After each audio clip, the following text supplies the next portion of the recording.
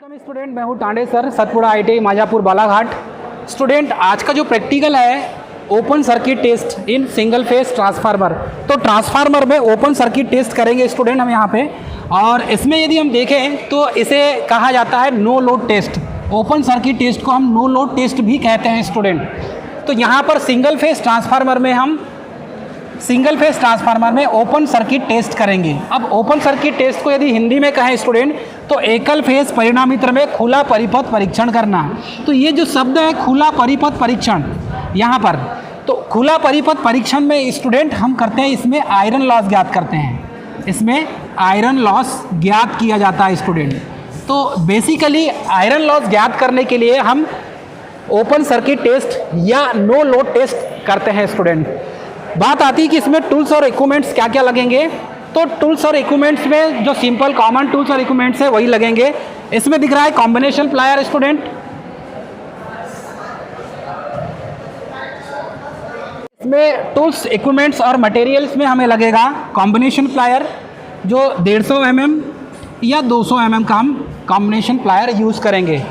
Second है cutting plier, 150 mm या 200 mm का कटिंग प्लायर यूज़ करेंगे स्टूडेंट हम इसमें। उसके बाद है स्क्रू ड्राइवर। ये जो स्क्रू ड्राइवर स्टूडेंट इसका यूज़ करेंगे, ये अलग अलग साइज में आते हैं। सीरीज टेस्टिंग बोर्ड की आवश्यकता होगी हमें, नियॉन टेस्टर लगेगा। उसके बाद मल्टीमीटर बहुत ज़रूरी है, ये डिजिटल टाइप मल्टीमीटर यूज़ करेंगे आप।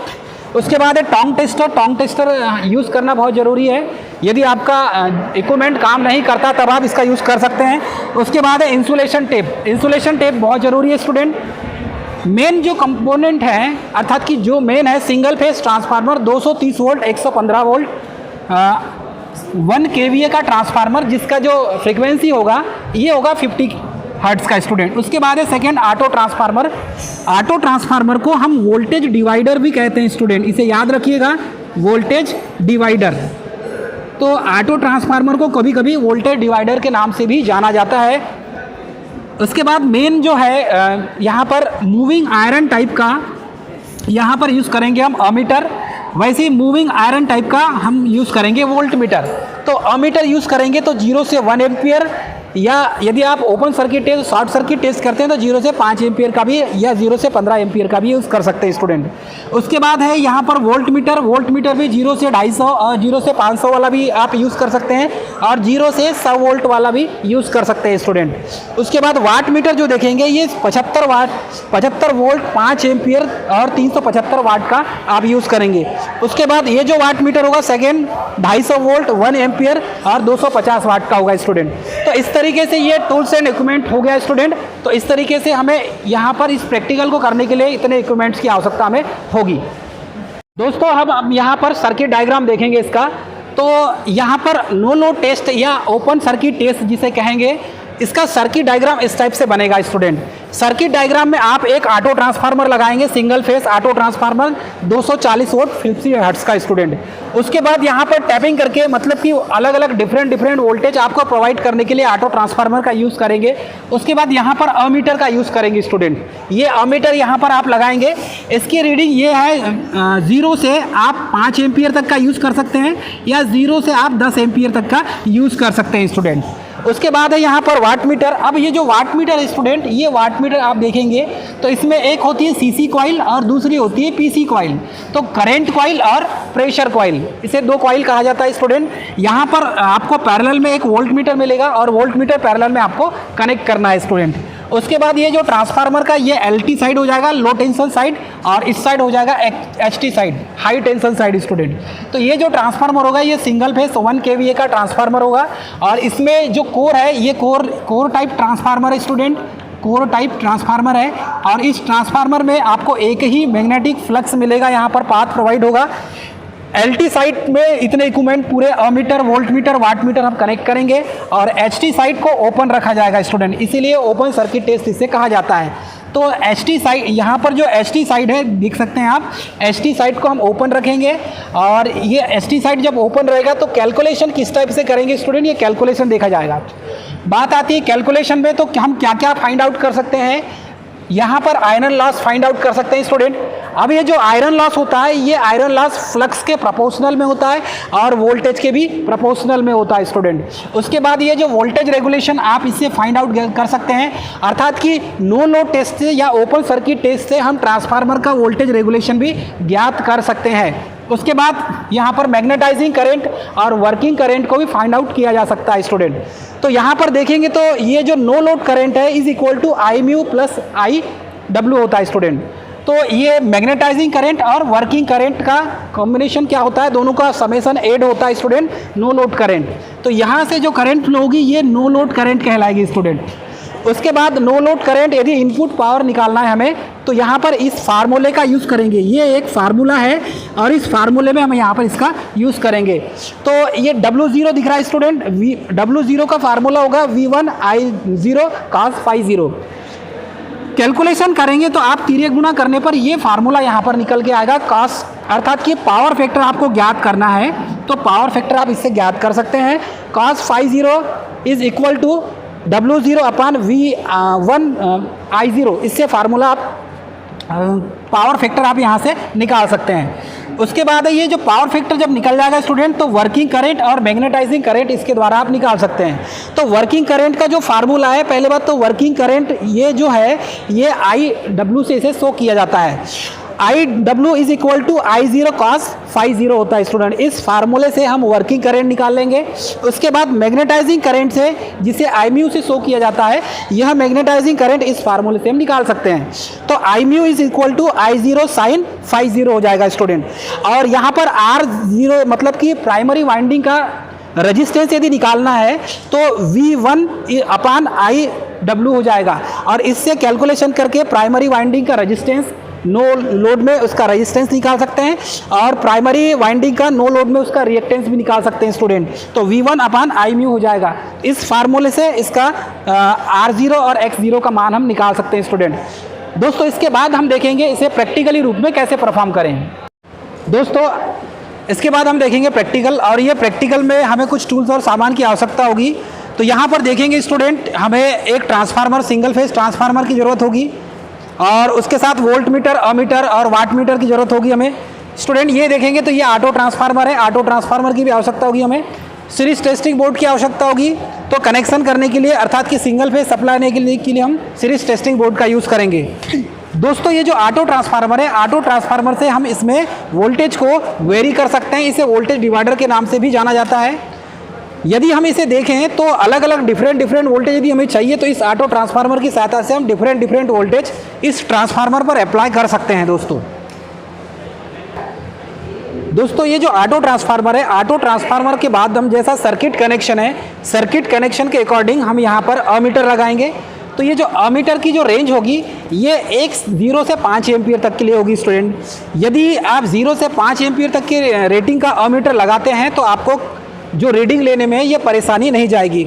उसके बाद ये जो है वोल्ट मीटर, इसे पैरेलल में लगाएंगे। जैसे अमीटर को हमने सर्किट के श्रेणी में लगाया था वैसे ही वोल्ट मीटर को सर्किट के पैरेलल में लगाएंगे स्टूडेंट। उसके बाद ये हमारे पास है वाट मीटर। तो ये जो वाट मीटर होगी स्टूडेंट, यदि आप 250 वाट तक का लगाते हैं या 200 वाट तक का लगाते हैं, वाट मीटर यूज़ करते हैं, तो ये वाट मीटर जो है स्टूडेंट एक्यूरेसी इसकी अच्छी होगी। बात आती है कि इसका कनेक्शन कैसे करना है स्टूडेंट। तो यहाँ पर कनेक्शन में पास से दिखाइए, इसका जो कनेक्शन है इसमें जो V दिख रहा है स्टूडेंट, ये V ये वोल्टेज के लिए हो जाएगा, दिख रहा है दोस्तों। ये सर्किट कनेक्शन के अकॉर्डिंग लेंगे हम। V जो है ये लोड के साथ कनेक्ट होगा, अर्थात कि ये जो टर्मिनल होगा ये लोड में कनेक्ट होगा। उसके बाद देखेंगे C, तो M को C से शॉर्ट कर देंगे जैसा सर्किट में दिखा हुआ है, और ये जो L है ये सीधे लोड से कनेक्ट हो जाएगा लाइन में स्टूडेंट। तो इस तरीके से इसका वाट मीटर का कनेक्शन करेंगे। और वाट मीटर जब रीडिंग देगा तो दोस्तों यदि आप ट्रांसफार्मर का ओपन सर्किट टेस्ट कर रहे हैं तो ओपन सर्किट टेस्ट में ये जो वाट मीटर है ये जो रीडिंग देगा दोस्तों, यही आयरन लॉस और कॉपर लॉस जब ओपन सर्किट टेस्ट और शॉर्ट सर्किट टेस्ट करेंगे तो ओपन में जब आयरन लॉस ज्ञात किया जाता है तो वाट मीटर की जो रीडिंग होगी वही आयरन लॉस होगा स्टूडेंट। तो वाट मीटर की रीडिंग से आयरन लॉस ज्ञात कर सकते हैं। हमारे पास में है एक ट्रांसफार्मर, और ये जो ट्रांसफार्मर है स्टूडेंट सिंगल फेज ट्रांसफार्मर है। इसमें देख सकते हैं इसके ऊपर का, यहाँ पर दिखाइए, इसके ऊपर का जो दिख रहा है आपको, इसकी रेटिंग यदि हम देखें स्टूडेंट तो रेटिंग में यहाँ पर मिलेगा ये प्राइमरी साइड मिलेगा और ये सेकेंडरी साइड मिलेगा स्टूडेंट। तो हमें क्या करना है, सेकेंडरी को ओपन रखना है। तो जो हाई वोल्टेज साइड होगा, हाई वोल्टेज को हमें ओपन रखना होगा स्टूडेंट, और ये जो लो वोल्टेज साइड है, लो वोल्टेज साइड इस इक्विपमेंट को पूरे को हम कनेक्ट करेंगे। अब इसका सर्किट कनेक्शन हम देखेंगे। में सबसे पहले सप्लाई देंगे हम। सप्लाई देने के बाद ये जो अमीटर है स्टूडेंट, अमीटर यहाँ पर रीडिंग देगा, वोल्ट मीटर रीडिंग देगा और वाट मीटर रीडिंग देगा स्टूडेंट। तो हमने यहाँ से सप्लाई ऑन कर दिया है। हमने यहाँ पर वोल्ट मीटर को जो है, मतलब कि नो लोड वोल्टेज है स्टूडेंट, यहाँ पर वोल्ट मीटर दिखाएगा, और नो लोड करंट जो है यहाँ पर अमीटर दिखाएगा। और ये जो वाट मीटर यहाँ पर टोटल जो है आयरन लॉस जो होगा, ओपन सर्किट टेस्ट में आयरन लॉस ज्ञात करते हैं, तो ये जो रीडिंग है ये वाट मीटर दिखाएगा स्टूडेंट। उसके बाद हम कनेक्शन करेंगे। तो कनेक्शन में यहाँ पर हमने क्या किया, 0.5 एम्पियर यहाँ पर हमने सेट कर दिया स्टूडेंट। तो 0.5 एम्पियर सेट करने पर हम रीडिंग इसकी ले लेंगे, अमीटर की, वोल्ट मीटर की रीडिंग ले लेंगे और वाट मीटर की रीडिंग ले लेंगे स्टूडेंट। इस तरीके से हम इसकी जो रीडिंग है, इसकी रीडिंग को फिर हम कैलकुलेशन करके इसका जो आयरन लॉस है वो निकाल सकते हैं। तो आयरन लॉस हमारा वाट मीटर देगा स्टूडेंट, क्योंकि इसमें आयरन लॉस ज्ञात करने के लिए वाट मीटर की जो रीडिंग होगी वही आयरन लॉस हमें शो करेगा। कैलकुलेशन करेंगे तो कैलकुलेशन में अमीटर, वोल्ट मीटर और वाट मीटर। तो वाट मीटर की यदि रीडिंग हम यहाँ पढ़ते हैं स्टूडेंट, तो सबसे पहले अमीटर की रीडिंग नोट करेंगे 0.5 एम्पियर।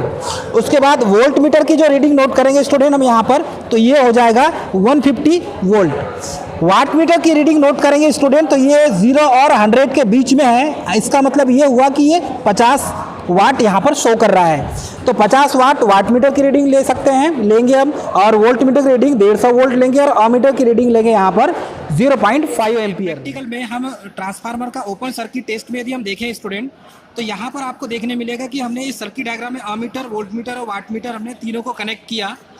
अब यदि इसका हम मीटर रीडिंग निकालते हैं तो इसमें एलवी साइड इस साइड हो जाएगा, पूरे मीटर कनेक्ट हो जाएंगे, ammeter, voltmeter, wattmeter, और एचवी साइड को हम ओपन रखेंगे स्टूडेंट।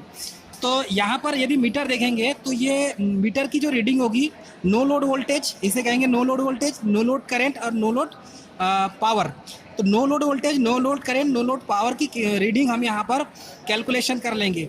तो दोस्तों हमने जब कैलकुलेशन किया था तो यहाँ पर नो लोड वोल्टेज 120 वोल्ट मिला था, और नो लोड करंट 0.5 एम्पियर, और नो लोड जो पावर है 32.5 वाट मिला था स्टूडेंट। अब यहाँ पर देखेंगे तो नो लोड ओपन जो है सर्किट पैरामीटर्स में देखेंगे तो ये जो फार्मूला स्टूडेंट, इस फार्मूले के तहत यहाँ पर कैलकुलेशन करेंगे। सबसे पहले हम यहाँ पर cos फाई निकालेंगे, अर्थात कि पावर फैक्टर को ज्ञात करेंगे। तो पावर फैक्टर निकालने के लिए W0 = V0 I0 cos phi 0 हो जाएगा। तो यहाँ पर cos फाई = V0 I0 अपान W0 हो जाएगा। तो cos फाई कैलकुलेशन करके हम निकालेंगे दोस्तों, तो 120 गुणित 0.5 निकलेगा अपान 32.5। तो ये 32.25 है स्टूडेंट, ये है नो लोड पावर। तो यहाँ पर जब कैलकुलेशन करेंगे तो नो लोड पावर फैक्टर का कैलकुलेशन जब करेंगे तो इसमें नो लोड करंट होती है और ये मैग्नेटाइजिंग करंट और वर्किंग करंट का सम होता है। तो नो लोड करंट सर्किट में जब भी निकालेंगे तो हमें मैग्नेटाइजिंग करंट और वर्किंग करंट, ये वर्किंग करंट दोनों निकालना होगा स्टूडेंट। ये हो जाएगी वर्किंग करंट और ये हो जाएगी मैग्नेटाइजिंग करंट दोस्तों, मैग्नेटाइजिंग करंट।